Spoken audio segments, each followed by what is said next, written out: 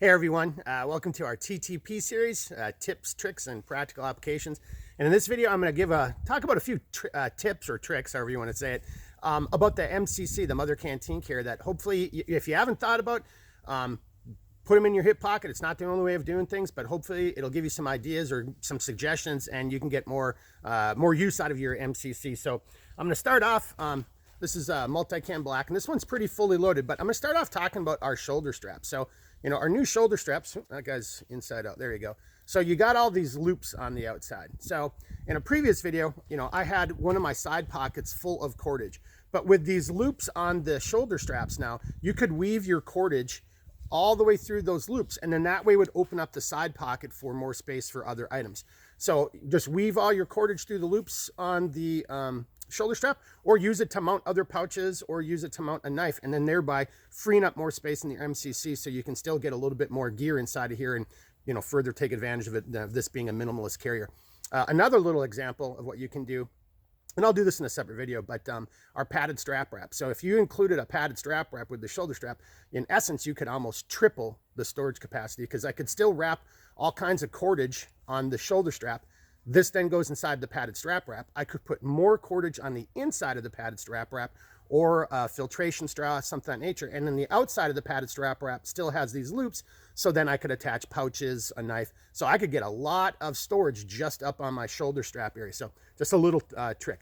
Something I wanted to show here is actually getting everything inside. So again, this is pretty fully loaded, but you know, and if you've had some problems like, oh, when I load it full of stuff, I can't get the canteen cup inside there very well. All right, so here's a little bit of math. I did a different video on this once not too long ago, but take your canteen cup, come in sideways, and then once it's in there, then just twist it, and hopefully that'll show up, and then it nests in there perfectly. And then just grab your heavy cover and then just kind of wiggle that guy in there. Now, I made these pretty tight because when I did it, I had noise discipline in mind. You know, if you're out in bear country, maybe you want to make a lot of noise. Well, I guess attach a bell to the outside or something. But that's just a little trick right there for how to get that canteen cup in there when this is fully loaded. Now, in this back area, I just wanted to point out another thing. So this back slip pocket is where your canteen cup lid goes, but it's also a perfect storage space for some of the smaller stoves. Now, like this is an emberlit. I can actually get this in here with the canteen cup lid still in there, and then that now has my small stove if I need a small stove, and that just frees up a little bit more space in the main pocket so I can put additional gear inside there. All right, sorry, went off camera there for a second. So I'm going to talk about a few other little things when it comes to these side mounting areas. So you can see in this one, I just taken a rubber band, I looped it through, and now I've got a rubber band sitting on the top. Now I could do this on top and bottom. And what you might want to use that for is, again, for tent stakes or some longer item that doesn't have a molly pouch. Because if I had a molly pouch, I could just run that single thing of webbing right through here and I could attach it. But I could take all my tent stakes and now hold them in place like that, and then just take my rubber band and then do what rubber bands do, and I could actually secure it in place top and bottom just using that rubber band. You could do that same thing with shock cord. All right, so for example, so here's a fire steel, right, a ferro rod, but I added shock cord because it has a little lanyard hole to it, right? So I can just run that down through here, bring the shock cord back around it, and now it's kind of dummy corded in place, and I can't lose it because you don't want to lose this bad boy.